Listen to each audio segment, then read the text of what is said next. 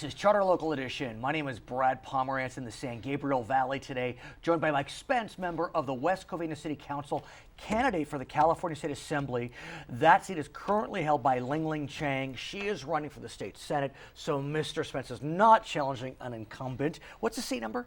55. And it includes a Diamond very Bar, interesting Walnut, district. West Covina includes 3 counties: Chino Hills and San Bernardino County, Yorba Linda, Brea, Placentia, and La Habra in Orange County. Kind of exciting, actually, to have kind of like that triangle lot of stuff counties. going on. Yeah, Lots of stuff going on. What else is going on are discussions about Prop 13. Prop 13, a sacred cow, no doubt about it, passed in 1978, and it essentially put a cap on how much property taxes could increase each year, essentially 2% a year. There has been some concern, though, about business owned units, because a lot of those have been in families for decades. And so we don't see that turnover because the state can, or the county can reassess when there's a change in ownership. What's your sense of this idea of maybe splitting the roles? We'll keep residential as is, but maybe allow steeper increases for business structures. Well, basically that would be the death certificate for business development in California. That's the last thing that people haven't been able to get their hands on. There's plenty of property taxes out there. Every level of government's grown with Proposition 13 still. And so for them to target businesses, I don't think people understand how businesses work. They pass on all those costs to us. So they're either going to close, they're going to cut jobs, they're going to, or raise prices. And that's how it's going to be funded. And so it's a mistake to think that somehow there's a lot of money there when really they're going to be putting a lot of people out of work. So recently you proposed a resolution with your city council. That's right. Would it be a firm support for Prop 13? It was support Proposition 13. As is. As is, and there's a lot of stuff in the legislature trying to change it, and I wanted us to go on record on Proposition 13. So there are 5 of you on the West Covina City Council. That's right. How many came out in support? Well, one of them wasn't there, Okay. but basically I was the only council member that supported Proposition 13. You couldn't get a second? I could not get a second, and that's because our current council is very anti-business. They want to propose mitigation fees that would lead it to the highest in the San Gabriel Valley. Pasadena would be the only one highest, and they're making it harder and harder for businesses to come into West Covina, and they somehow think Proposition 13 is a problem, I guess. Were you surprised? Because Prop 13, it's pretty popular kind of up and down the state on both sides of the political spectrum. And yes, there's no question some would like to see some tinkering with it. Were you surprised? I wasn't completely surprised just because of where these council members come from, but I am surprised because the voters of West Covina have voted for Proposition 13, and they voted for every inundation and protection for Prop 13 that came in, and they rejected all the attempts to change it.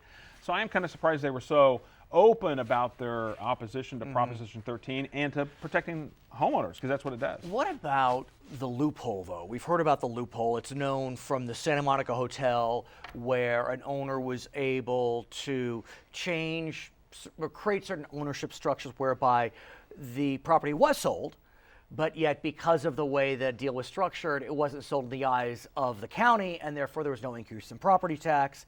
The state wanted to close that loophole. Looked like it was going to go, but it didn't in the end. Well, I don't know if it's a loophole, if it's actually what the law says. Okay, well stated, Mr. Spence. So I think that's a difference.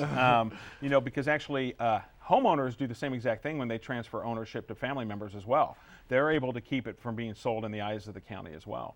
And so they have the same protections that those businesses have. And the bottom line is, maybe the Santa Monica Hotel would not have been sold. Maybe it wouldn't have been able to stay in business had Proposition 13 not been in place, and they knew exactly what their property taxes were going to be, no matter how much their price supposedly fluctuated on the real estate board. I want to throw something at you. Some would call it wacky, but I do want to get your sense. You? Wacky? Well, me, wacky, who would have thought? Could one argue that the fact that property taxes increase so slowly is actually a deterrent to buying a new home? Let me explain. Let's say you buy a home 10 years ago, your property tax is X, the market does extremely well, you want to move into a new home, but the market has exploded. So because of that, when you move into that new home, your property tax is going to jump wildly.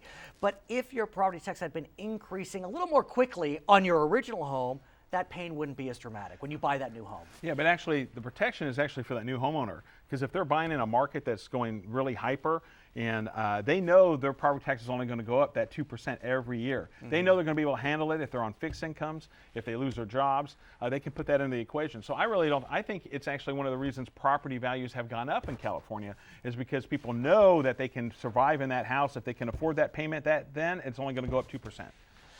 Okay, I want to talk to you about education, if I may. You were a member of the West Covina School Board for many years, elected at the age of 25. Nice. I was there 22 years. Officially part of the problem was my slogan at the end. Officially part of the problem. At the end. And so some would say we are facing a problem in statewide education. And now that you're running for state assembly, I'm asking you about education, if I may. I know city councils don't deal much with education. And so as you know, California has adopted a new standardized test. Right. This is the first year that the results were released. The test was given last year. Not released. This year they've been released based upon what we know is the California State Standards, the Common Core. Wow. So English meeting standard statewide 44%. Math meeting standard statewide 33%. Those numbers to some are unacceptable. Do you believe they're unacceptable, or would you say, it's a new test, we got to give it time, this is the baseline, let's not jump to any conclusions? Well, the problem in education is we decide to get a new baseline every 7 years. And so what happens is we'll get this baseline, we'll go, oh man, education's bad, and then they'll show little bits of an improvement, right, and they'll monkey with the numbers, and everybody will go, oh look, it's getting better, and then they'll reset and go, oh, these are horrible. And, the problem is, standards, those by the way are like 7th grade standards. Those aren't like high school standards. Those aren't people able to pass high school. They've done away with the high school exit exam. Right, that's a conversation. They did away with some standards as part of this process. The problem is our kids aren't getting educated, and that includes kids in schools that have high socioeconomic status as well. It has nothing to do with that. It has to do with our education system does not focus on teaching kids what they need to know. Although, interestingly, if you look at the statistics for children aside from race or ethnicity, from economically disadvantaged homes. Wow, the English scores overall, those that met standards, 31%. Right. The standards in math for the economically disadvantaged, only 21% met standards. I mean, 21%, that's 1 in 5. Yeah, but think about it. If 44% of the whole state did, how many people on high socioeconomic standards that supposedly have all these benefits aren't learning math in school, aren't learning English in school? It's actually, a shame on the state education establishment that they allow this to continue. So what should be done? That's really the question. We have to take control from Sacramento and give it to local communities. But do you feel as if at some level we have with the local control funding formula? No, that's all. The local control funding formula was all geared to try to get more money into schools, certain schools. And if you look at, I don't think that by itself gives a lot of local control, because actually when they passed that, they also limited what states could have in reserves and what they can spend on this. We have, according to the NEA, one of the highest teacher salaries in California. There are teachers that if you pull their W-2s are making over $100,000, and yet somehow we're not able to have kids that can, more than 50% of our kids meet English standards.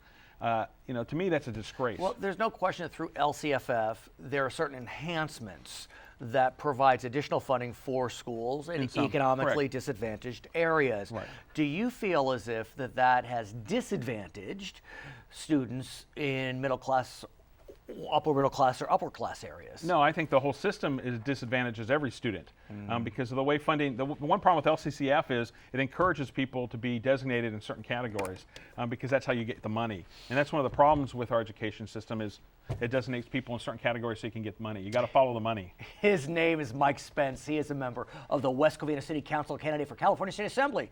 I'm Brad Pomerance, Charter Local Edition. Thank you. Yeah.